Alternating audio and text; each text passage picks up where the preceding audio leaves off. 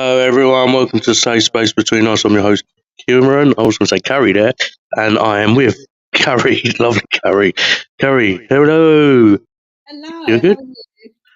How are you? Lovely. Thank you. So everyone, Carrie is kind of. Can I say my? Am I allowed to say my PA? Are you my PA? Worse. That's fine. No, but you're my PA, isn't you? You like Carrie's the one who tells me off when I need to chill. She's the one who books everyone in the podcast. Is that right? That's right to say, isn't it? Much it. Yeah, I'll sort your diary out pretty much as long as you put it in there and tell me where you're going. Yeah, sorry. Tell me where you're going. Yeah. Order. Yeah. So Carrie is the legend behind the scenes, and then I think here we have Lee. Lee, are you on? Carrie is the legend behind the scenes, and then I think here we have Lee. Lee, are you on? Lee, are you on? Yeah. Yeah, I but still there's bare can't hear lagging. you. So, It's sure, yeah, I'll kick them out. Hello, Lee. But yeah, so Lee, Lee, just to let you know, we're live, so I have to kick you out. So yeah, that's Carrie. Carrie is one who does a lot of stuff behind the scenes, so you don't see her much. Carrie, how's your evening been? Really nice, actually. I've had quite a nice evening. I was at work all day, and then I popped round to see one of my friends, so that was quite nice. And Lovely.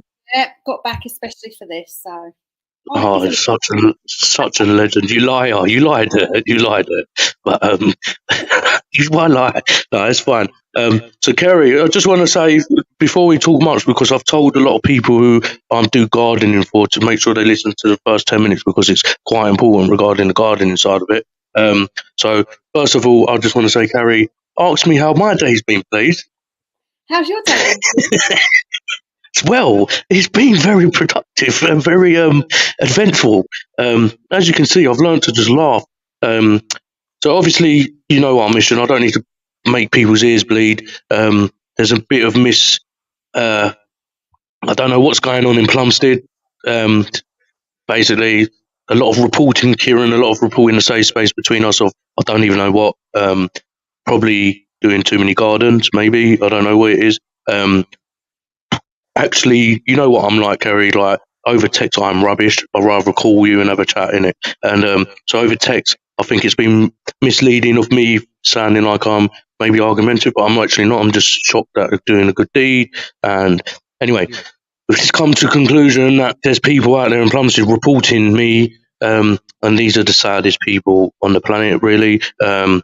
And basically, that's it, really. So I rushed about to find a place, and the Plough and Harrow and Welling, thank you, arranged that.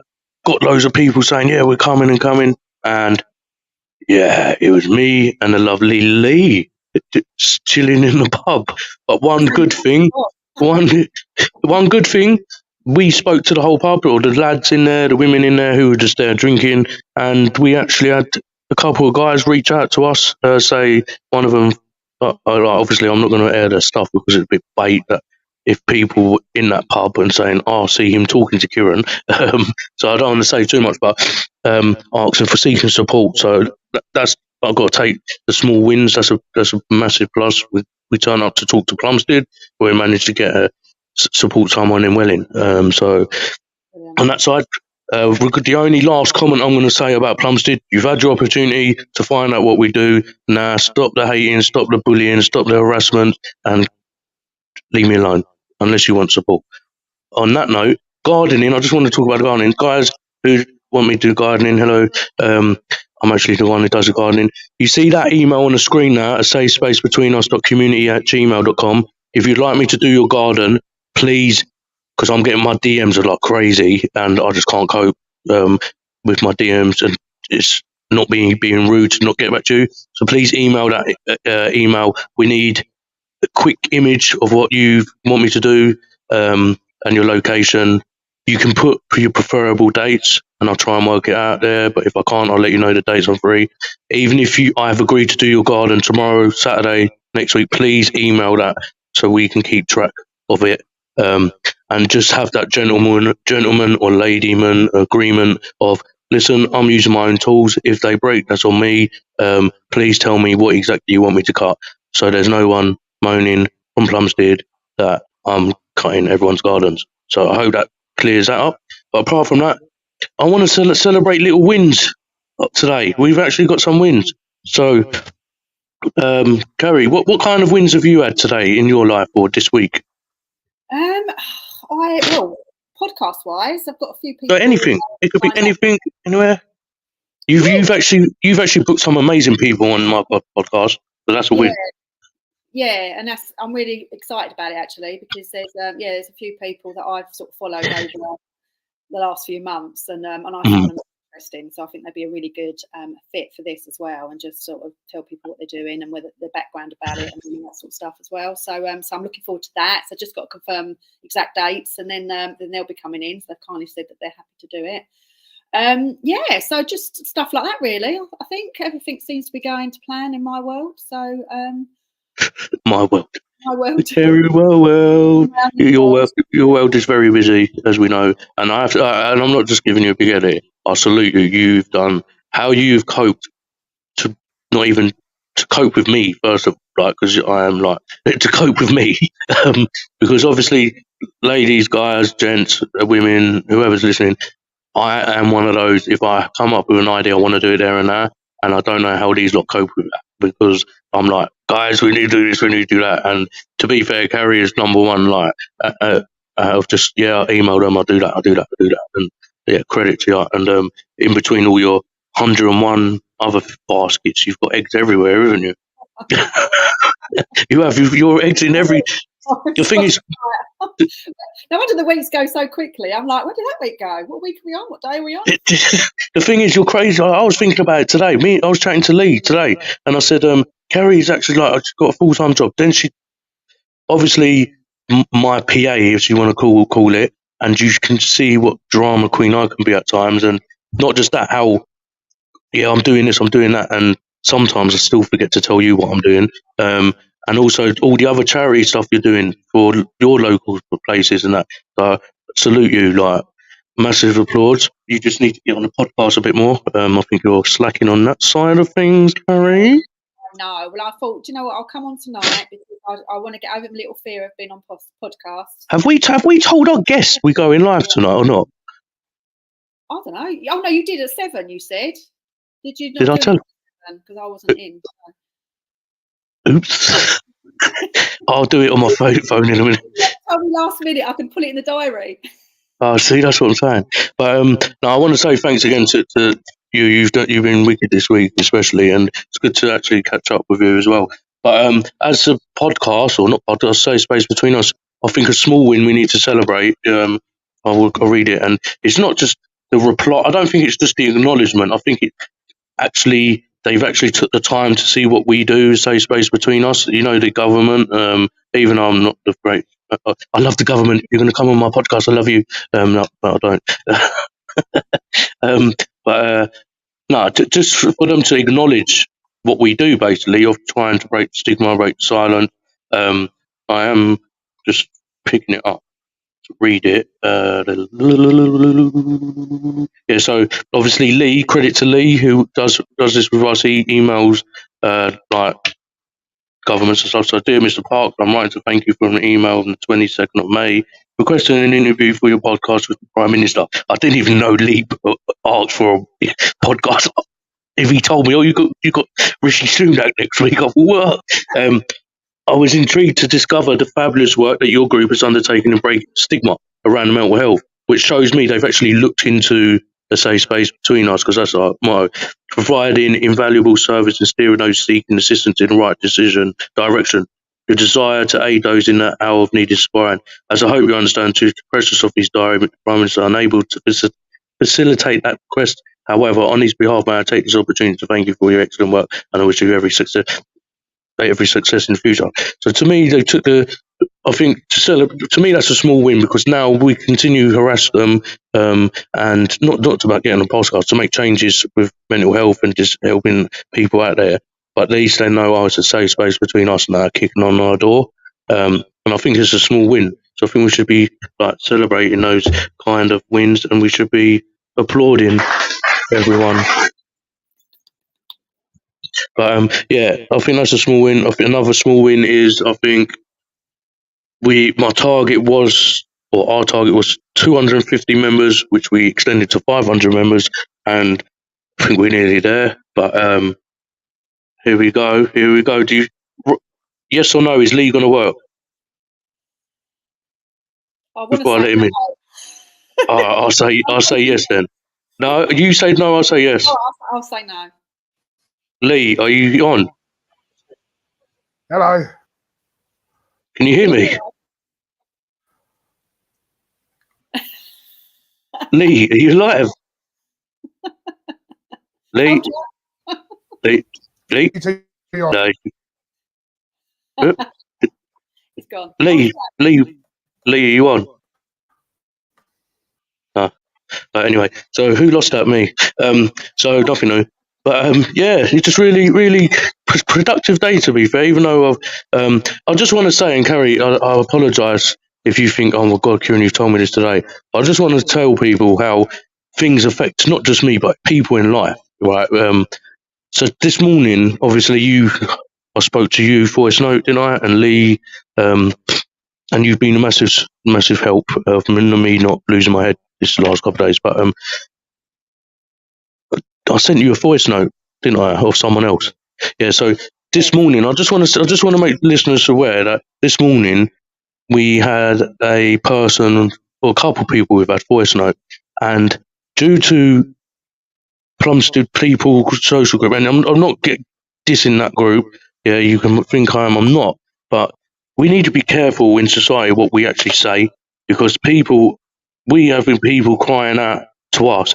I am so scared to cry out because I will get bullied, or I will get judged, and this is what we've had today because of the conflicts between what I'm doing, and I don't know why it's become a conflict with me, and it's like Plumstead split in the middle of people supporting what we're doing, people jealous or not understanding what we're doing. And I have to say, I think it's jealousy more so than actually finding out the facts, because we're doing nothing wrong. And I also want to clarify, we are not a charity. We've never said we are a charity. We've been told we should become a non-profit charity. We've been asked to become a non-profit charity, and I declined that offer of help by the council because we believe we can help other charities out there, which we are doing by fundraising for them and building awareness for them. We are a safe space between us that allows people to come and talk, and we will signpost you. I befriend people and stuff like that, and I talk to people at 3 o'clock in the morning if needed or whatever. So, and it's also people out there. I'm not nicking your jobs. I'm not undercutting you with your gardening. It's just the fact we live in. People cannot afford to be paying 200, 300, 400, 500, about 150, whatever it is for the garden to be cut. I'm there to help them, have a chat with them, and many of these people have said to me they would like to talk and all that, and also help with building awareness for charity. So there's nothing wrong with that, I don't believe. And that's all we really kind of say we do, isn't it? Or do I say more, Gary? No. You're my PA. To be honest, I think you have said it all, and I think people should embrace it rather than being negative. I know it's probably a very small minority, which it always is, but I think we're all here for the same reason, and that is to break the stigma, break the silence, and get people talking, feel able to talk, because there's so much where people are fearful by other people's judgments, other people's opinions, and all of the rest of it. And people suffer without saying anything to anybody, and then the mental health just gets worse. They feel more and more isolated, and the worst can happen, can't it? And people decide that they don't want to do this life anymore. So it's so important that this kind of thing is out there, and I just think it's so called for. So I just don't understand why people do get negative about it, because there's nothing negative about what we do. Everything is in order to help people and nothing more. So yeah, no, I agree, and I thank you for that. Well said, Kerry. Yeah, and you're right. We're here to. You've done so much. You don't let the trolls get down, Emma. Thank you, Emma. Sorry, Emma, I didn't come and see you today. As you voice noted, you've got a lot going on, but I'll be there next week, I promise. I need to let my PA. This is my PA. If you just logged on, Emma, Carrie, she needs to put me in to be able to come and see you. Emma runs a place called AIM that helps with autistic children up to certain age, etc. And they do brilliant stuff down there. And I was going to go down there and volunteer and help out. Next Thursday. Yep, sorry, next Thursday. See, she's already put next Thursday. I've got it wrong. Next Thursday, so sorry. But yeah, you're writing it down now. What time is it Thursday? 12 to 2:30, I think. Okay, so it's got to go in. It's got to go in. It's got to go in. Thank you. But no, I just want to say, and we're getting more viewers on, so I just want to quickly retract 5 seconds to say I open the door to my community to say, hey, come and hear what we have to say. Come and talk. Come and tell me your issues. Blah blah blah. We were overwhelmed with the amount of people that turned up, which was none. But the only positive is in that place we spoke to a whole bunch of a pub, and we managed to have 3 young lads ask us to come outside separately, and they wanted really to talk and help get support, which to me is a small win. So thank you, Plumstead, for making me arrange that. And on that note, Plumstead, you had your opportunity. Now support it. Don't support it. Just don't troll, don't bully, don't harass. And it's not even harassing me. I am seeing people who are members on us, and unfortunately, I want to say sorry to those who support this, are getting trolled and harassed on Facebook as well now, which is ridiculous. It needs to stop. You don't understand. You, not just this community, society will has blood on its hands as well, and anyone can say I'm extreme. We are the cause of suicides. So let's get it in our heads. We are the cause because we are judging, we are stopping people talk and seeking support.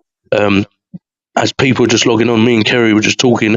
2 young ladies or elderly ladies have cried out to us today, crying their eyes out over voice note and expressing, they're in my era, expressing how scared they are to seek support because what they see on Plumstead people. It needs to stop. People need to grow up. People, Key, they are talking crap. Key, they are talking crap. Who's talking about me? I'm talking crap. Who's talking crap? Oh, they are. They are. Yeah. It just needs to stop, please, because we're at fault of why people with disabilities, why people who feel they can't talk. We're at fault because these people are scared to talk because of we're judging people, we're trolling. Let's get together. More heads than one is better than. I've never said I want to break the stigma on my own, hence why Kerry's here, hence why people are talking. The trolls got invited today. You've shown that you have no backbone. So please stop trolling. Please stop bullying. Caroline Flack rings a bell. Again, trolls, you killed her, the media killed her. So let's give it a rest and let's try and make a better place where people can speak and break the stigma. On that note, Carrie, what did you think of Andy Mann's Club this morning on that? I didn't catch all of it. I kind of came through, I think about 20 minutes in, I think it was, but I thought it was amazing. Honestly, you were welling up, I was welling up. Don't. Yeah, I just thought it was, I thought it was so wonderful to see that emotion as well. And I think for the viewers and the listeners, obviously, when they go and have a look into it, it was just so raw and just, I honestly, I was sitting there just in awe of both of you as you were chatting. Don't start me off this. do you know what? I have never cried like that during a podcast, but I think a lot of emotions overnight, and this in the morning hit me of my area of not understanding why people just can't leave me alone. But I need to start listening to those lovely ladies and men out there who I don't even know, but messaging me saying you're doing great, and yourself, Kerry, Lee, and all that, in saying just ignore them. It's jealousy, and I need to get over that.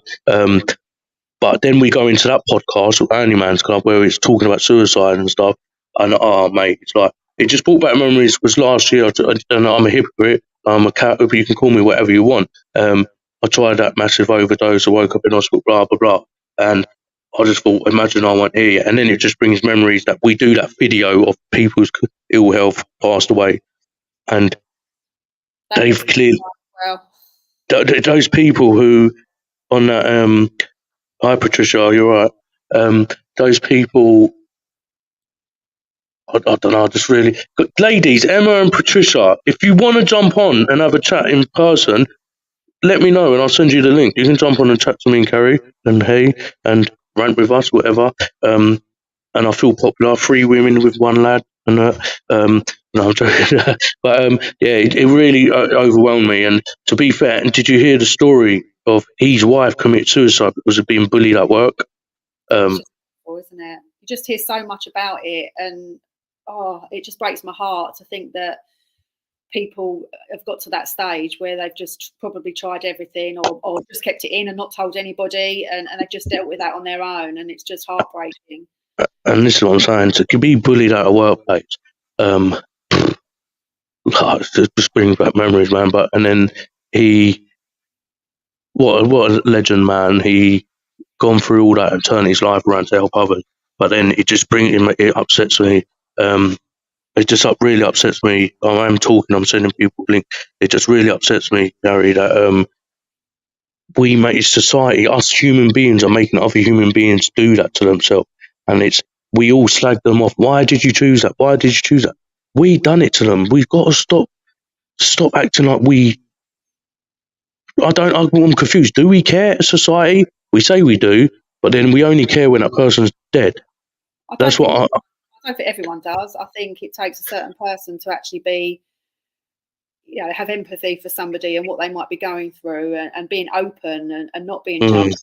But I think there's a lot of stuff in the media as well, which I think creates even worse sort of animosity between one another. And I don't think that really helps. And I think with COVID, everyone's just scared, aren't they, of being open and talking about things and how they feel, because everyone's gone through some sort of mental health issue, no matter how big or how small. It's still, we all go through something. And obviously, especially with COVID, I think that's probably changed the way people are, and not necessarily for the better. No, I agree. I totally agree. And do you know what brings back memory? Not just what happened to me. Is there's people around this community that have done amazing things, and I didn't know certain. And I'm not going to mention like people want. I don't want to be accused of using someone's name, but this person done a lot for the community, and he done so much. The amount of people that I see turn up and heard turn up to this gentleman's funeral and stuff shows me, and I don't mean this in a bad way, shows me that he couldn't confine or talk to any of those people. There must have been a reason. There must have been a reason in my eyes. Yeah, I'm trying to send that link over to you, whoever's commenting. I need to. It tells me, Kerry, take over the show for a second. Go and talk to the viewers while I'm doing this. So I put me on the spot. I'm just reading the comments. So we've got quite a few coming in at the moment. Patricia said that she was crying as well with us earlier today. It was just really heart-wrenching, wasn't it, to watch the podcast this morning, for anybody that did watch it. What else have I see on here? Again, anyone abusing me? I'm joking, this ain't Plumstead people, this is those space. No, you've given them the chance now, that's it. Yeah, that's it. Tell me to shut up every time I mention them, tell me to shut up. There we go, I'm back. You need to have an elastic band on your hand every time you go to say it, just pull it. Yeah, innit? Stop it, Kieran. Stop it. No, but it's been an Handyman's Club, and as you said, that I don't know if you heard that, like they don't have one around here, and we've actually been talking behind the scenes of me opening one down here, and it's something I really want. I am so passionate about doing, and I think it's what I want to do with this as well. But with that, I want to really do that, push that further. So that'd be very interesting to do. I think with women as well, I think women generally do have more people to talk about, and it's more acceptable for women to talk about their emotions and all of that sort of stuff. So to hear it, obviously, from the man side of it, I think that was probably what upset me, I think, as well, because obviously I'm not a man. I don't understand it like a man would on how difficult it is. Society kind of made you be, stiff upper lip and all of that sort of stuff. So, and to hear it being spoken about so eloquently as it was today, it just made me super like, upset as well. The fact that there's obviously, you know, it's difficult for men to be able to open up and talk about their feelings, and to have a space like that. And there's so little of them around at the moment, and to think that, you know, people can get involved and join up and then have it in their area, it's so needed. Well, we say little. They come from what was it, 5 in like 1 year, and then now there's 100 and something. But obviously around this era, there's the closest is Barnet. But obviously, I think it'd be amazing around here.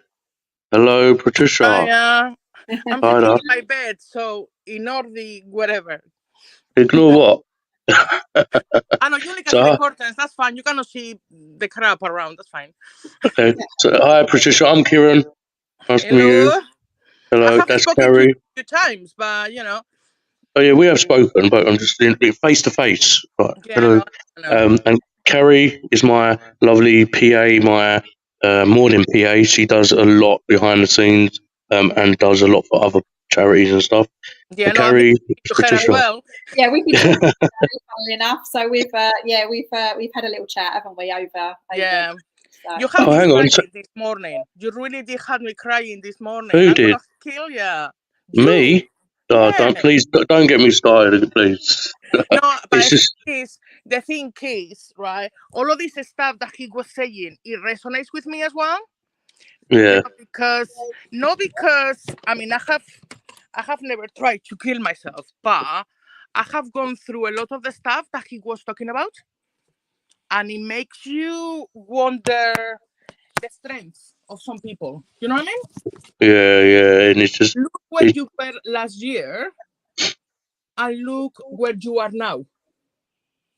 oh no, do you know what I respect that and I appreciate it. Like Carrie will probably say I never I feel like I'll never do enough. There's more I can do, and if this is an achievement, if it is already of helping people and stuff, then I want to go to the next stage. But it's not just where I've got here thanks to some my household and Kerry, Tessa, Omni, and Lee, and also every guest we've had on here, because they make me realise, yeah, Kieran, you went through shit, but they've been through much shit, more worse, and it shows me that I know we can get through this.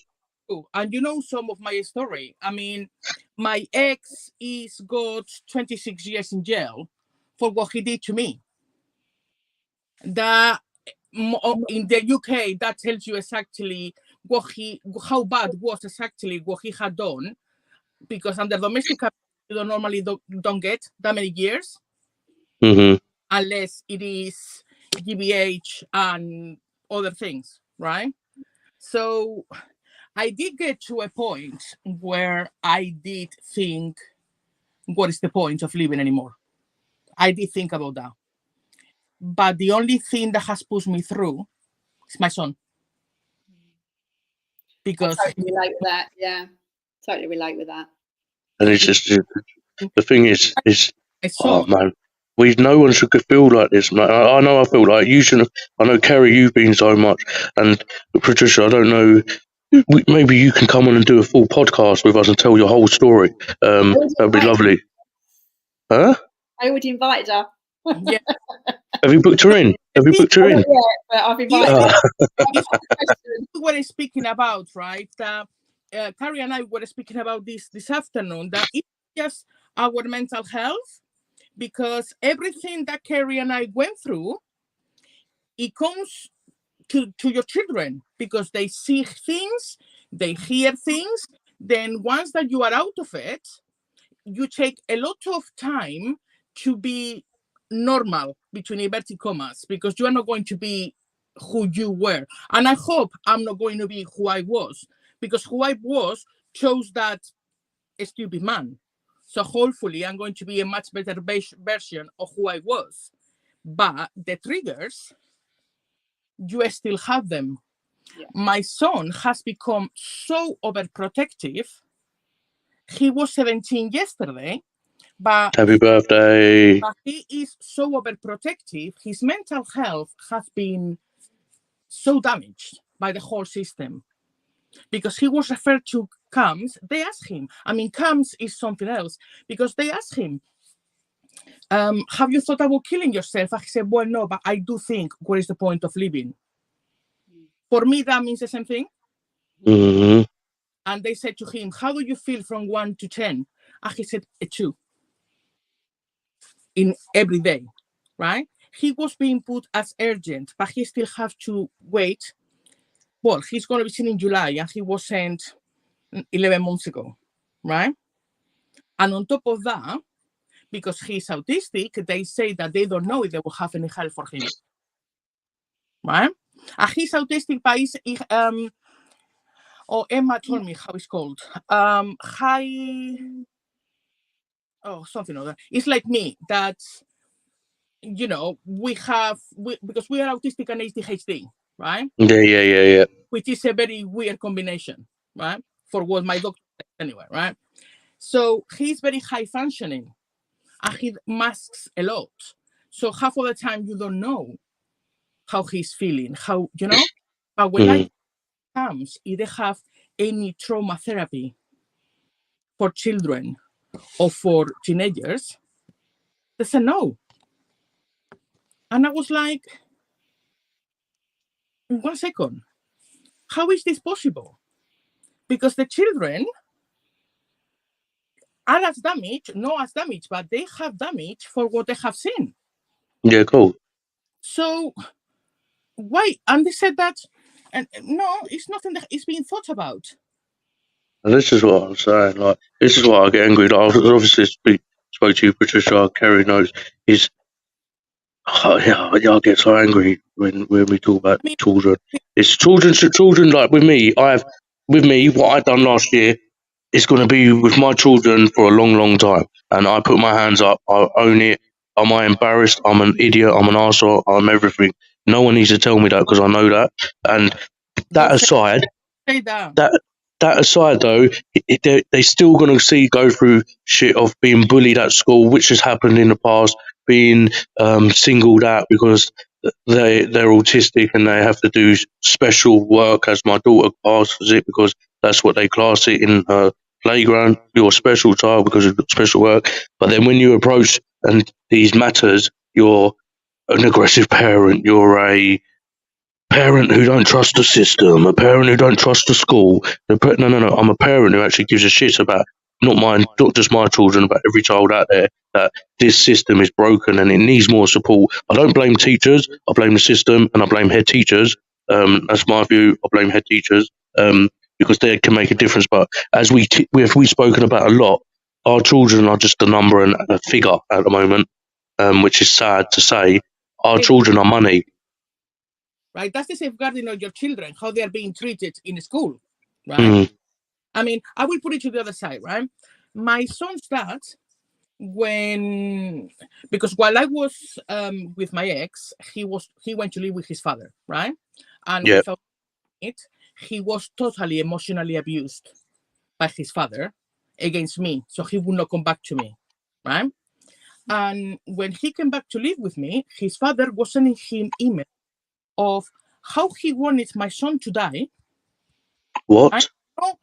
I want you dead. I want for a 18-ton lorry to drive through you, decapitate you. You will bleed to death, and I will be sitting on your neck while you are dying. Right? I sent this to CAMS, and I sent to school because I said, my son has been receiving these emails. How do you think his mental health is? Because I couldn't take it. Back then he was 14. And they said to me, well, it's nothing we can deal with. But the funny thing is, 2 weeks later, when they have a safeguarding thing with my son in the school, they contact his father about my son. Because I was doing training with social services in Bexley. They couldn't. So they called his father and they told his father everything about my son. That's wrong. That's just breaking the trust there, and that could cause, or it might have done, cause a major abuse or domestic abuse. The trouble is if they've got, a lot of the times, if they've both got parental responsibility, then to them, that other parent, no matter what they've done, unless there's a court order in place or whatever, then they will always still be giving them all the rights that they give the mother. Yeah.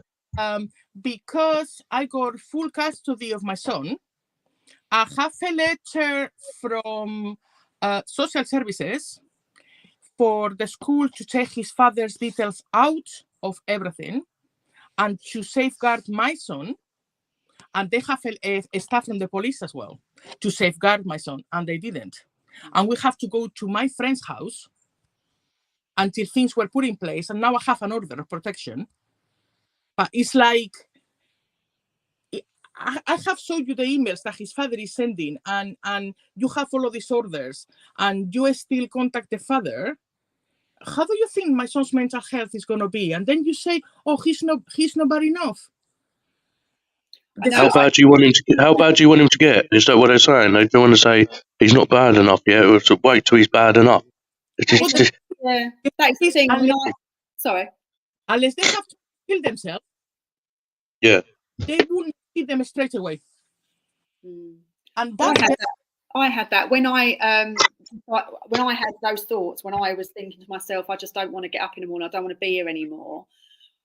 Again, like you, Patricia, it was my children, and it was like I can't leave them, but I just can't take the pain anymore. It was just like it was a really sort of tricky time, and I just wasn't myself, trying to be a parent to them, but also trying to the outside world look as though I'm okay, when obviously clearly I wasn't. And then I did a self-referral to somewhere, and basically it was just a tick box questionnaire kind of thing. And they asked me all these different questions, and then they asked me about whether I wanted to commit suicide. And I said, I don't feel like at the moment I would do it because of my children, but I do have those thoughts.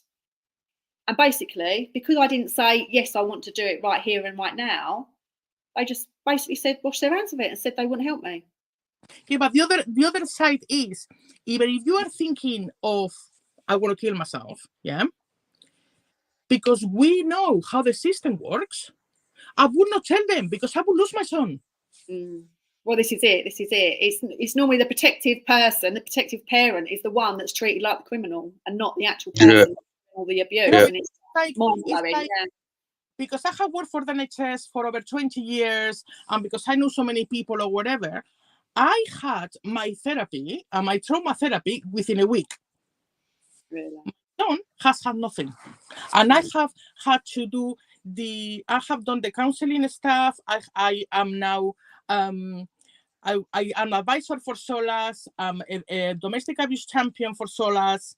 And I have done all the training so I can support my son and other children and other teenagers, because there is nothing. No, exactly. And I think as well, if somebody is abusing the mother or father, whichever way around it is, and that child is seeing it, I don't understand why the authorities believe that child isn't affected by it.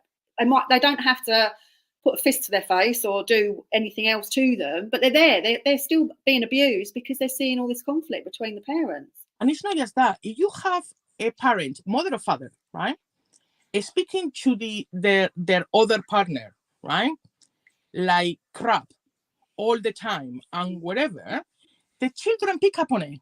Of course. And the children start to speak to the mother or father exactly in the same way because they think it's normal. That's right. And then the circle begins again.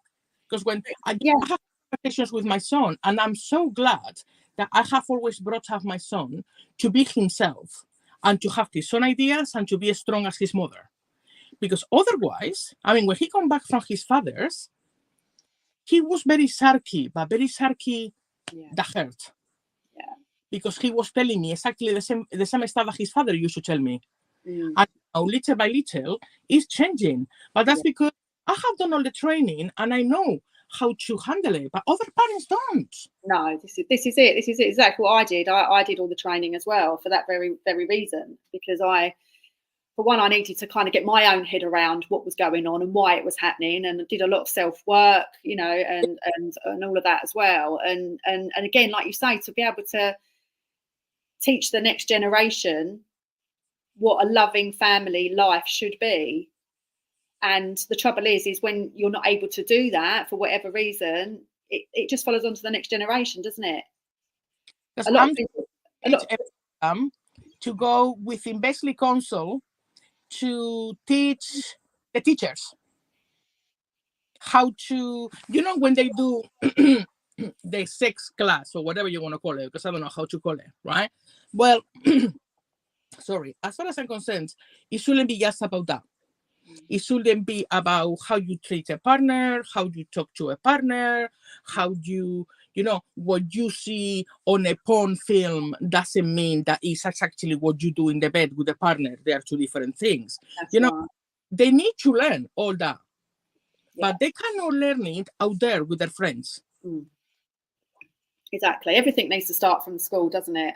Or a young age. People have to learn the correct behaviours and how to treat people. And the trouble is, like you say, that just doesn't happen within the school system. Obviously, you can do stuff at home, but then we're mixing up with other kids and all of that sort of stuff. Like you say, they talk about different things and they don't understand the implications of what they're saying and what they're doing. So you need somebody somewhere to lead the way. I'm glad that my son has got the friends he has, because my son has got fibromyalgia on top of everything else, like I do, right? But his friends, when they are coming back from school, a lot of pain, they will carry his. Yeah. They will call him and say, how are you doing? Blah, blah, blah. He opened up to his friends not long ago because he told them that he had changed his surname to mine. And they asked him, why is that? So he opened up to them and told them everything. And they spoke to him like normal people, right?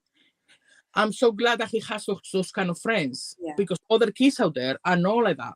No, exactly. And that is again, and this is again going back, what Kieran was saying earlier as well about creating that community where people feel safe to be themselves and to talk about stuff. Because especially for children, how are they going to know how to behave and how to treat other people unless they're shown? If they're not shown the way, they're not going to know. Because I'm part of few parents groups or whatever when we help other parents.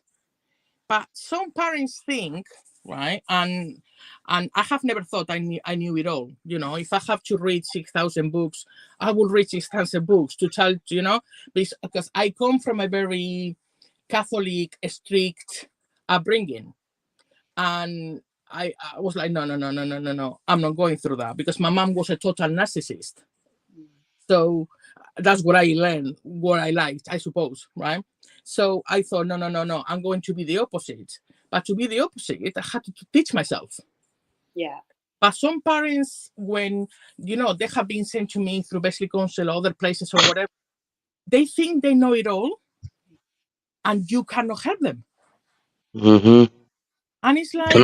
Can I just add something to this? Because I've been sitting here listening. Part of me is obviously feeling ashamed, because obviously I done my actions of being out of my face last year at certain things, what I went through. My kids saw it, which obviously led to social services getting involved, which I've been open about the story. But your views, lady. So I've brought something to attention to schools and nurseries. So one, the school, about how my daughter feels of being isolated because she's autistic and stuff like that. And all I get, and I've had enough of hearing it, is about funding. It doesn't bother me if you ain't got enough funding or not. Then I believe the school shouldn't be bloody open. So that's question one. How would you approach that? And question two is, my daughters, I'm going to say it, my daughters go to a certain place, and nursery, school, whatever you want to put it, and a lot of their teachers, I'm going to say teachers here, I might cause a big thing here by me saying this, but I really don't care anymore, is I know for a fact are cocaine users, cocaine users. I know for a fact they're part of the malicious gossip around this environment. I know for a fact there's a video being plastered about of me, of last year when I was in a bad state, in a bad way, saying I was going to kill myself, blah blah blah. And that video now has got to my son, my 17-year-old son, and I obviously I brought it to this school, nursery, whatever you want to call it, attention. But then I was made to feel like the criminal. I was made to feel like either they didn't believe me what I was bringing to their attention, yeah, because I wasn't prepared to name drop, and everyone says to me, name drop, name drop. Name dropping can do, even though it's causing me grief, name drop can cause so much harassment, bullying. It can do the other effect of name dropping and the whole community come after me and my family, right? So I was treated like a criminal, and I don't think I've even told you this, Carrie. I don't think I have. Have I? Yeah. So No. I was turned into a criminal. This was recently where I was sitting there thinking, why am I being questioned about this? Why am I getting told certain things and stuff like that? I felt they didn't believe me. I didn't name drop. I said, you know what? Drop it. I won't name drop. We'll see how it goes. Well, obviously things have gone worse. I'm on the verge of name dropping, but that's just not me. It's not in my nature. It's not in my blood. Because it looks like with society, it looks like Kieran's trying to turn it onto other people of his mistakes, of his own mistakes. And I tell you, because I know a lot about how the law works in this country. Yeah. Unless you have proof, don't name drop, because they come and actually come with the law after you.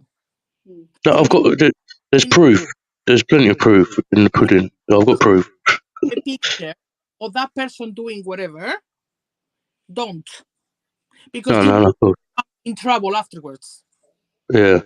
I'll be honest, I have a lot of evidence. With me, I keep my mouth quiet and I build up a lot of evidence. I've always done that in my life, and I think, okay, come for me. I've got plenty of things and I save a lot of things, a lot of messages, a lot of pictures, a lot of images, a lot of videos, blah, blah, blah.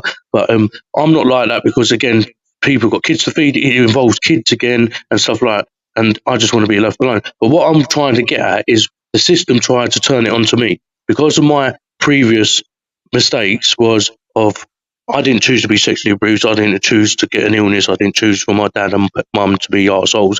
I didn't choose that. I chose to do cocaine and drugs, cocaine and drink. That was anyone can say, yeah, using it back. My brain decided to do that, so I blame myself for that. I'd never blame anyone else for that. I blame myself for what I had done and being like out my face, turning up home out my face, couldn't even stand up and stuff. I blame myself for that, but for the school to turn it out onto me, for me bringing something to their attention because of there was personal information passed on from this place, and it was only from this place around into public eye, and that was the reason I brought it to their attention. But it just turned out to be that I'm the bad cop here, bad person. The thing is, you have to say it this way, right? On the eyes of your children, you could have done whatever you did last year, right? You have worked really hard to get where you are. So what you are teaching your children is you can make mistakes, but you can actually work through those mistakes and make it better. I know, I agree. And the thing is, I think when it's difficult situations as well, I think it's so much easier to blame the other person. Yeah. Like you were saying about your family and the school and all of that sort of stuff. It's like, because you're bringing up all this stuff that everybody's like, oh, don't want to talk about it. I don't want to talk about this. And it's like, okay, I'm going to project on you now. You're going to be the person that we're going to pick on now because you're actually bringing this to my table where I've got to deal with this and I don't want to deal with it. So it's easier for them to then turn it to you. The same with all these other people that are doing all the. Yeah, but that's what would you do though, ladies? That's what I'm asking you. Your views or opinions. So, if I had proof, which I do, but even if I didn't, and I'm not prepared to name drop because of I am not in that nature. Like people say, name drop who didn't donate $5. That is, but I'm not going to ruin someone's life over a £5 no donation. I'd rather go and earn £5. But it's just what would you do when that school, and it could be a school, it could be a nursery, it could be a secondary school, yeah, have treated you to make you feel like that in the defence of the little community, if that makes sense? If you have proof, and I don't really care if they would have said something to me bad or good or put me in a really bad place, right? If a teacher in my son's school is doing drugs, yeah, and they are going and teaching in the school, yeah, they have to go by a code. Code of conduct, yeah. You know what I mean? So I'm really sorry, but I will actually put it to the of the school. And it's nothing to do with what I have done, what I have not done, or whatever. You have a duty of care to my son, and all of the time that you are bringing someone that is doing drugs, so you don't know if the next day they are going to be 100% or how they are going to be. Oh, yeah. And I just want to retract. I just want to say, though, that there is 5 of these schools. There's 5 of these schools, right? I'm just being careful what I say at the moment. There's 5 of these schools, right? Let's say there's 5 of these schools. The Pacific one, where certain people are working, my children or child does not go to that specific building, but they go to another one. Does that make sense? Yeah. Safety of all children. Down the road. That's yours. Yeah. But the problem is, Patricia, you see the grief I'm getting, not just me, the safe space between us is getting, for even doing gardening, right, is the issue is, and me and my partner have spoke about it so many times, I said, we've had enough of people treating us like shit, showing videos of what I didn't even know existed. That's how bad it was last year. I didn't even know this video existed of me basically saying to 2 people, I'm going to kill myself, and I'm at my face, right? And they plastering it around Plumstead like it's a funny thing. But the thing is, what does that say? That doesn't say anything about you. That says a lot about them. If they're the people that are putting something like that, which, to be quite honest, is quite disgusting, that they think that that's funny and that they can put it out there to people without your permission. But to me, the way I look at it is that just says everything about them. And I know that, but it's just, but what I'm saying, Carrie, is like, because part of me wants to go and say like enough's enough, because I believe if people are taking advantage of working in the system and think, I can do what I want because I never got caught and stuff, like I can disclose personal, and this is why I went there and brought it up, because personal information was disclosed and it could have only been from this specific place and from some of the staff, and then when you know who the staff is working, then it all made sense to me. But the problem I've got, I air it, I go and make a scene out of it. I'm already getting grief. Like, I'm not an emotional person, but Carrie and Lee, obviously, and Tessa and Omni know. I do actually cry like a baby quite a lot. And it's like last night and this morning, I'm going to be honest, Carrie, you probably got the gist. I actually felt like quitting last night, Patricia. I was that verge of just giving up. I was that verge of actually going to get another packet of cocaine for the first time in 6 months. I was that close to going and get a packet of beers because I thought, the thing is, everyone keeps saying to me, ignore these people. Do you know how hard it is? I've lived here my 35 years. I live in Plumstead, right? I live in Plumstead. I walk out the door. I'm with my daughter. I get called a packy smurf. That's one. Yeah, and I've got to live with that continuously. And it's not about me being brand. It's just ignorant stuff. Then I'll get reminded, I was a cokehead. Then I'll get reminded that, he's doing a good deed, but he's nicking everyone's jobs now. Yeah. Then I'll get reminded that I got in so much debt because of how bad I got early last year. I'll get reminded that. I'll get reminded of all these things on a daily basis. So especially with my children, I think even my son has said, "You getting walked over, Dad. You're getting walked over, Dad." And I know Plumstead wants me to reset and go, back at go crazy and whatever. But if it ever gets to that, what I'm scared of, if it ever gets to me going back how it was, it'd be the end of Kieran, because it will be me doing something so crazy, so stupid, where I would have to say goodbye to my life. And it sounds stupid. I don't feel suicidal. I just want to make sure people are aware of that. But I just felt like giving up. This is what the community in these schools, they're a little clicky bunch, schools and these nursery bunches. And I don't care if you're listening, you're a clicky bunch, and you're fake. I just want to say that. Anyways, over to you. That place where you were last year, because before you get there, you are going to call Carrie, or you're going to call me, or you're going to call Lee, or you're going to, and we are going to thoughts, all right? You are not going to get there. This is exactly what these people want. To show that where you are now and all of the hard work that you are putting, making a change, they are trying to throw you out of it, and they said, look, I told you, he's a cockhead. That's what they want to do. Don't let them. Exactly.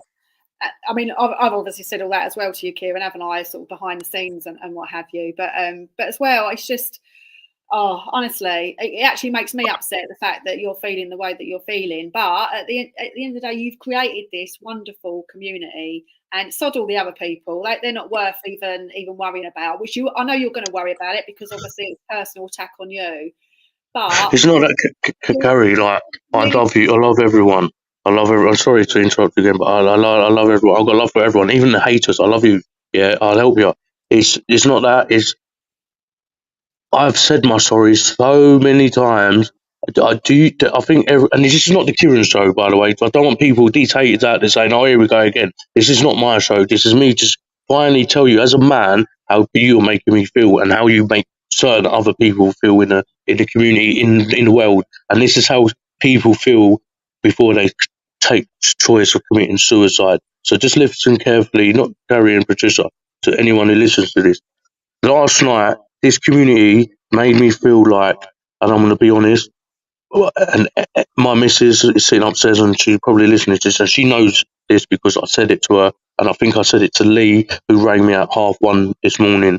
He was very right, and I appreciate Kerry and all that. Everyone it got to the stage where I just knew I'm never going to get accepted in this community. I could sit here and say, this football club, this person, person, that person, this person, all the happy people who they think is hunky dory on Facebook, what they're really like. But I'm not like that. I don't want to hurt anyone. They can hurt me, but what it affects my children. It affects my children of seeing their dad still getting beaten up of what his mistakes, or still getting beaten up. He can't even walk in the street and dye his hair blue for a charity and gets called a fucking blue Smurf packy. And that's the thing that I just can't get my hand. I feel I need to be accepted in this community. Yeah, for some reason. Why I'm in this community, helping this community, I'm thinking, but I don't feel accepted in this community. I feel used. I feel abused. I've been sexually abused in this community. That's how bad it is. I've been in my life in this community. And if I could, just like that, or pick up my passport, take my kids. Have you had trauma therapy for what has happened to you? I had. So basically, I'd done a little bit of therapy, but then I stopped it because I was told that I had to deal with the drug problem and alcohol problem, but that was a chosen thing because I wanted to forget the images. It isn't just about the drugs and the alcohol. The drugs and the alcohol are a result of the stuff that happened before that. So you need to get to the root of where it started, and that is going back right from the beginning. Until you go right back to the beginning, you're not gonna. The other stuff, you can talk about it all you like, but it's not going to heal you. You have to start from the root and find out the root cause, and then move on from that. And that's the only way that you're going to be able to heal from it. My therapy, though, ladies, my therapy is talking to you. It's talking to the members. I actually love it. I actually feel proud. I never in my life have been proud. But the problem I'm getting, why I'm doing that, I can be focusing, talking to Patricia. I could be talking to Patricia, for example, for an hour, and then in that hour, I have been flagged up on Facebook. Kerry, how many times have I told you why have we been talking and friends? How many times have I said I'm blocked from Facebook again? Yeah. It's because I've had to create 3 different accounts on Facebook because I keep getting reported of I don't know what I'm doing. I don't know what I'm doing. And I know it's sad, pathetic people out there, and people say call them out. But if I call them out, the angry side of me will come out. The old Kieran with running down the street with baseball bats, will come out, and this is what people want. Yeah, it's not going to happen. It's not going to happen. I promise that. I promise myself and my kids and everyone here. I'm not going to do that. Yeah, but I just want people to know out there how they make a man feel. Who, Kerry, you've known me for a while, or a few months, where I can feel like a macho man and stuff like that. The way I talk and stuff. But I just want people to know, not used to out there, who are doing this shit.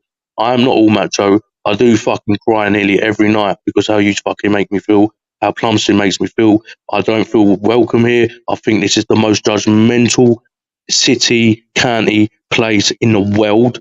And it's not just because I've lived here, it's just the facts of our knife crime, our suicide rates in this community alone is disgusting. If people actually do the research and stuff, it is disgusting. And that's because of us. Or not me, not these two on the screen or the listeners. It's because of Plumstead being Plumstead. And I think a lot of people need to just wake up and think, right, these adults are reporting Kieran, for example.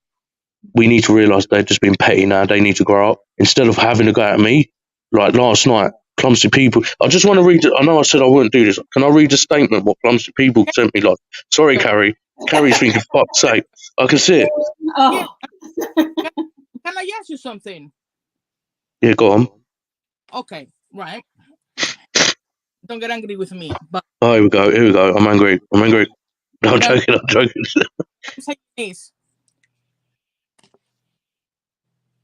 Can you count tomorrow?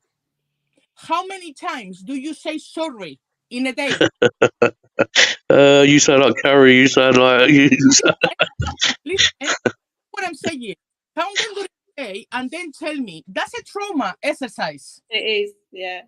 Trauma exercise, because the people that has gone through a lot of trauma, the first thing that we say is sorry for being like this, or sorry for that, or sorry for that, right? Because it's a trauma response. Yeah. All the time, right? And that's what I keep hearing from you. That's what I'm saying to you. Can you please count them for me tomorrow? Yes, I will for you, Patricia. Does it count? Does it count? Sorry, mumbling it, or just sorry, lad? How would you like to count? No sorries at all. Just cut them right out. But do I have to count tomorrow? I'll count. I'll try and count. Do I say sorry to the lawnmower tomorrow? I'm cutting grass tomorrow. Sorry. No, but I'm saying, I do this. I help people that has gone through trauma all the time, right? And when I'm hearing you talking, I can hear it. Can you, Carrie? Oh, absolutely, yeah. I can hear it. So we're sitting here analysing you, Kieran. We know exactly what's going on. I mean, this is a counselling session. Thank you. I need it. I told you the other day, right? I work with you. I will help you. Can I just say a comment as well that someone's put on it to support you, Kieran? Kathira says, I think you're doing an amazing thing. I'm so happy that I read your posts on Facebook. I got to know more about the amazing things that you were doing for the community. So there's people like that are out there, and they're right by your side, and they're there with you. No, but I know, I appreciate that. It's seriously. I know I sound like I'm being a baby, and I'm crying for it. I'm not. I don't never want thanks, and you know this, Perry. I always say it's not me, it's the team. Stop saying thanks to me, it's the team, because it is the team. And Kieran, this still came from you. We help, but it was you that decided to put this together.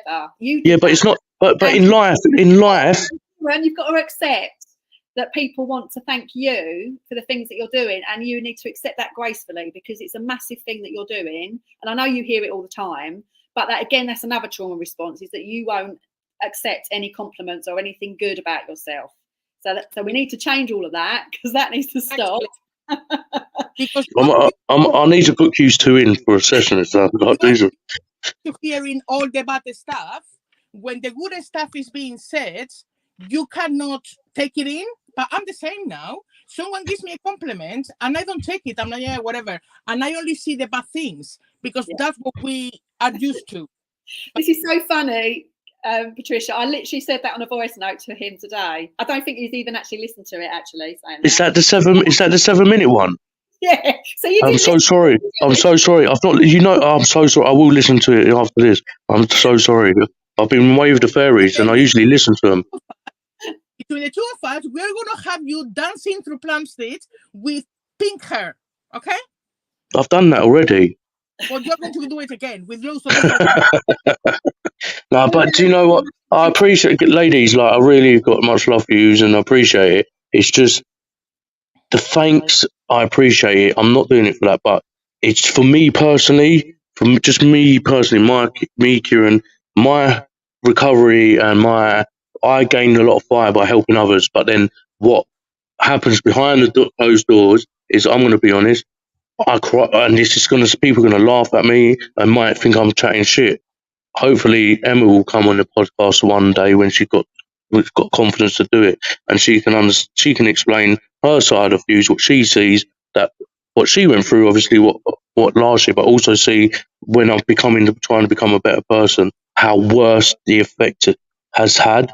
So basically, I'm getting treated worse now than what I was last year, if that makes sense. And to me, my head can't work that out, because I thought, hang on, I was doing cocaine and drinking a lot and isolating myself, but I was treated a bit more respect. Now I'm trying to do good, and I'm thinking, whoa, like, what's going on? And I just think, well, when they see you doing good, people don't like that, because that makes them have to look at themselves, and they're projecting all the bad stuff, all the stuff that's coming out of them onto you, because they're like, hang on a minute, who does he think he is? He was a mess last year, and now he's doing all this good stuff. Who the hell does he think he is? But it's because deep down they feel that they're not worthy enough. That's what it comes down to. They don't feel worthy enough of the stuff to be like you and do all those things. So as much as it's horrible and it's nasty, I would just take it as a compliment and think, actually, you know what, I'm actually doing something really good here, because I wouldn't get all this shit if I wasn't, because they're happy to see you in the shit, and they're happy to see you, you know, throwing your life away and all of those things. So I would take it as a massive compliment. Because I don't live far from you, and I get some of the same crap, because I have been here in the country for 27 years. I have worked for the NHS for 20 years. I have my own business. I do my own thing, whatever. Right? But where I live, I'm still the effing foreigner that has come to the country to take our jobs. When actually, most probably, I'm the only one paying taxes in the whole state where I live. But that is because they see in you what they would like to be, and they can't. Exactly. That's what it is. And I see it as a compliment. They call me Manuel because of my accent, because I'm Spanish, right? And I just look at them and I said, do you want a dollar wine? And I keep walking. You know what I mean? It's like, well, yeah, at least I speak 2 languages. How many do you speak? You know, that's you have to actually take the positive out of the negative. Yeah.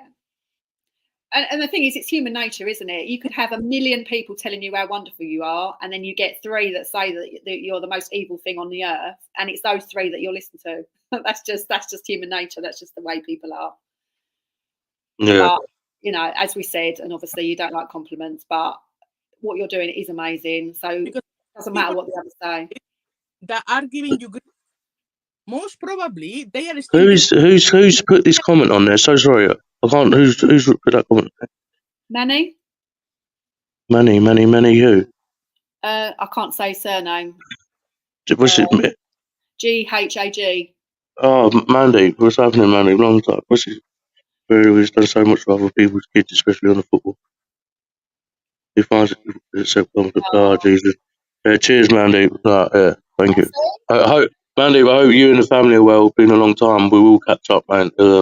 We will, definitely. But thanks. Yeah. They're all saying the same thing, Kieran. We can't all be wrong. Yeah, you can.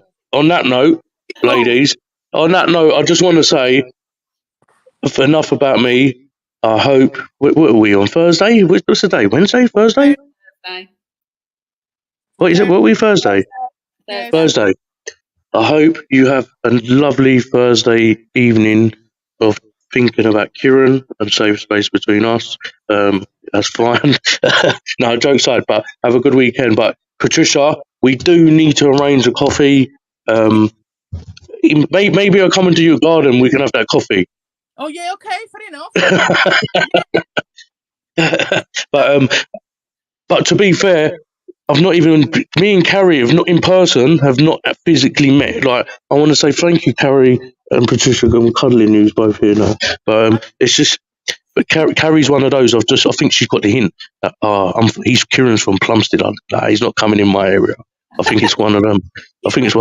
You live what, 10 minutes from my house? I think so. Yeah. Yeah, you live 10 minutes from my house. But do you think? Come on, Patricia. I don't have 10 minutes to.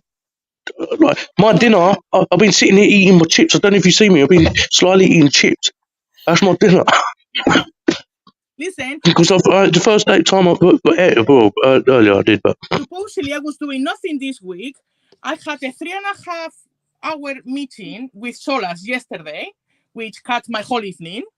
I have a risk assessment thrown on me today, which I wasn't going to be doing, but whatever, and I don't get paid for anything. oh, hang on, Gary.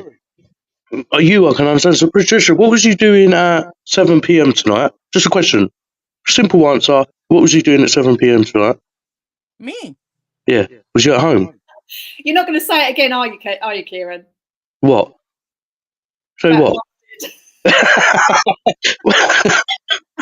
I was at home. Where were you, Carrie? I arranged an open opportunity for Plumstead. Didn't you see it? That I found a location. I turned up there at 7 o'clock, me and Lee, with our leaflets and stuff, and no one turned up. I was doing a risk assessment. That was. Now you tell me. You let me finish, and now you tell me risk. I'm joking. It's fine. No, to be fair, you're a supporter. I wanted the keyboard trolls to kind of turn up, but obviously. She told me earlier in the day that she was doing a risk assessment, so I can vouch for Patricia. Hang on, that's why I've been getting ignored by everyone today. Is because you've built your own new relationship. I love a safe space between us. We have built new relationships, new friendships, new communication.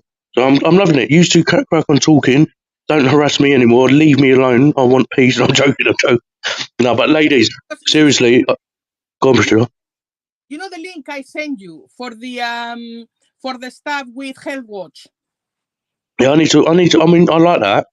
Well, that one is really good because you can get into once that you get into Health Watch, Greenwich, yeah. Mm-hmm. I didn't know there was a Health Watch Greenwich. So does Health Watch has a Health Watch Greenwich? I'm in Health Watch Bexley, but because I am in the improvement team with Oxley's, they send me all other stuff for Bexley and Greenwich. That's what I send it to you because I live in Bexley. I cannot do Greenwich. Mm. So if I can do Bexley, you can do Greenwich, and then push from every corner. Yeah, and Carrie can do her thing in Essex and just leave us. Isn't it?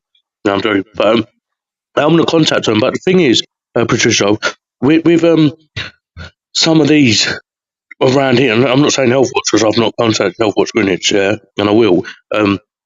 I'm finding this people want to just compete against each other. Like when I say our mission, so they say, "What is your mission, Kieran?" And I say, and you tell them, "Yeah, we kind of do our own thing at the moment, so unfortunately we won't be looking to work with you." Whoa, why are we competing? I don't want to compete. We work together, innit? But that's the thing. But the thing is, Health Watch works with and for the little people. Yeah, doesn't it? Mm-hmm. Right. So because you work with and for the little people to create a better health system. Yeah, all right, okay, yeah. Okay, you. Okay, you. So I'll definitely contact them then in the Greenwich one. I'll definitely I'll say definitely. As secretary, can you schedule me in the phone call with Health Watch Greenwich, please? Thank you. And you, if you want, I got the details of the contact in Greenwich. I've got his email address, his telephone number, and everything else. Oh yeah, but pass it if you don't mind. Yeah. Pass it to my lovely secretary. She will book it in for me. I'll forget. Do you know what? I'm already thinking. Right, tomorrow I've got 3 gardens to do. I've got. What else have I got to do? And I'm sure there's a podcast. Oh, there's a live. I've not told you, Kerry. There's a live tomorrow night. It's not on diary. Christina, the book, the author of the book. Christina, I ain't putting it in the diary. You know what you have to do? You have to have a diary that it gets connected between all of you. So you have. But he never. We have, but I never put my stuff in it. I just say yes. I say yes. I say yes and never leave it. I forget to pull it in or tell Kerry. That's the problem. I'm a man, Patricia. I forget things. I can't multitask. You've got a few podcasts tomorrow. No, I haven't. You've got 2. You have to check it out, yeah. You've got one You've got one at 2:00 with Nicole, and then you've got another one at 9:00 with Christine. And then in between that, you've got something at 10:00 and then something at 4. So I'm actually start at 8. That one at 10:00 needs to go to 8 a.m. And then I've got another one at 10:00. Then I've got another one at 12:00, not a podcast. And then I've got to do another one at, is it 4? And then Saturday I've got 5. I've got Eltham. I'm in Eltham Saturday doing 5 gardens. Get it in the calendar. I forget. Well, so send her a message so she can put it in the calendar. Patricia, would you like to be hired my second PA? Well, listen, I used to look after 9 directors on the CCG, so I'm used to that dealing with calendars. I mean, I got a calendar, and my calendar is quite cool because that's someone's put Kieran by the bloody calendar and write it all down. Jesus Christ! That's what I've got. Look, I've got me little whiteboard there. Just write it all down. Hang on, you got a whiteboard that you empty spaces, so you don't do nothing. Well, because they're all getting plugged up with podcasts that I'm organising. I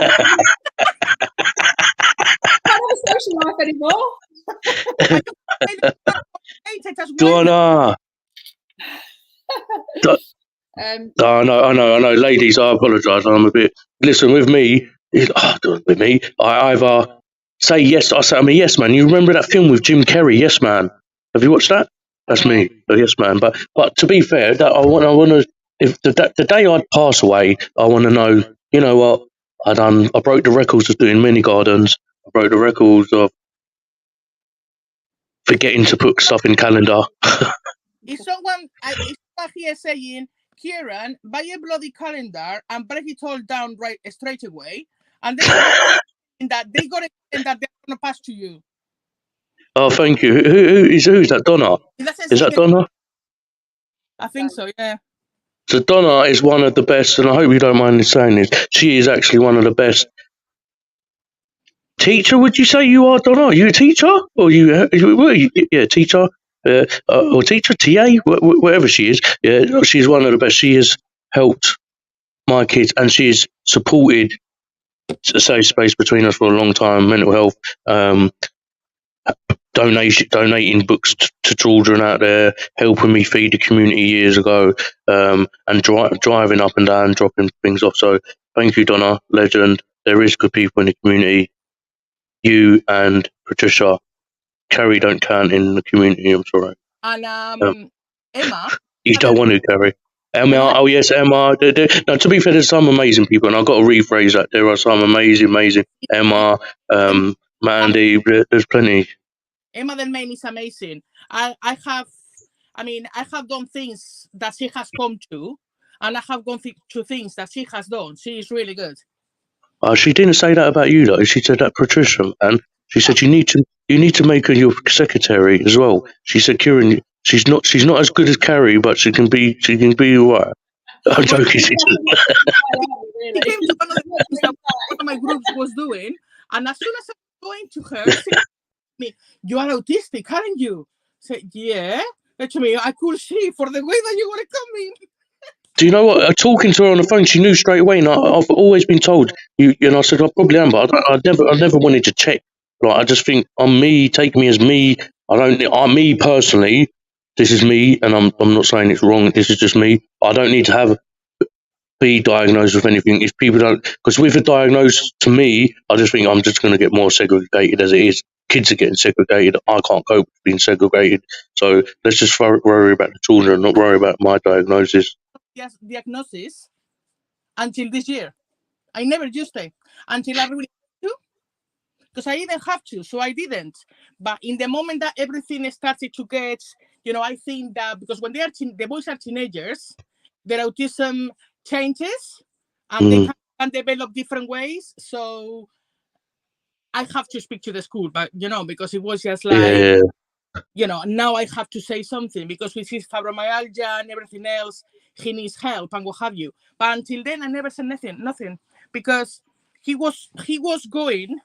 He didn't need help because he's quite high functioning. He's because when he was, we were told that he was Asperger's, which now is autism. but he is got a really high intelligence. So I didn't have the problem in school where he was slower than the other kids. He was actually much faster.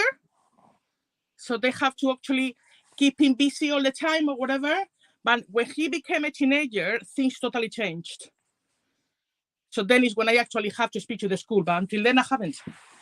Because that's what I thought. I thought they were going to use it against him. More than how sad is that, isn't it? That you can't say what's going on with your child because you're worried that it's going to go against them. It's just but they put on his paperwork that his first language is Spanish because I'm Spanish and my first language is Spanish. He's British. His first language, he doesn't speak in Spanish. He speaks in English, and you see him, and you don't. I mean, Emma has seen him. You see my son. You have seen pictures of him on Facebook, yeah? Yeah. So he used that for his birthday, isn't it? I see. Yeah, you see my son with his pink hair and 6'3", all 6'3" of them. He doesn't look Spanish whatsoever. No, he doesn't. No. And you speak to him, he doesn't have no accent. He was born here, doesn't have no accent or whatever. But they put English as a second language.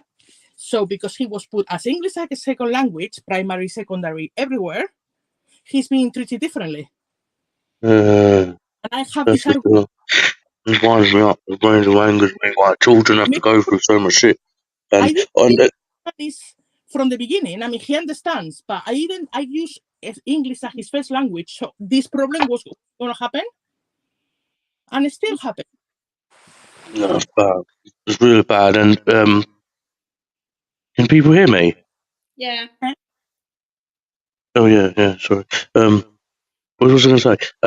Yeah, it's just so bad how people get treated. And I was just wanting to say as well two things. So we've contacted a guy called Ryan, who's trying to help knife crime around the area and stuff like that. I'm actually meeting him, I think, next week because I love everything what he wants to do. So that's another thing we're going to try and get ourselves involved with to try and help that. And I just want kids to know. I just really want kids to know out there that regardless what you're labelled, what you are getting labelled at in doctors and diagnosed with. To me, I think people with a diagnosis of a disability, being autistic, having ADHD, whatever it is, I think you are more cleverer than me. You're my superhero. So just don't let people treat you different. And I'm telling you, we'll all have your back because children. What children need to know if it's okay to talk, because if they can't talk now, they're fucked for the future. And we as adults need to sort that out. Really need to sort it out, because we think, oh, my bubble in my house is happy. We laugh every day. We love it. But the day they go into school, you don't know what they're going through. Like, for example, the SAT petition, and I know there's other petitions out there. Fucking, I've got 300 and something people on my Facebook. 200 and something of them moaned about the SAT. When I created the change.org petition thing, fucking 20 people only want to sign it.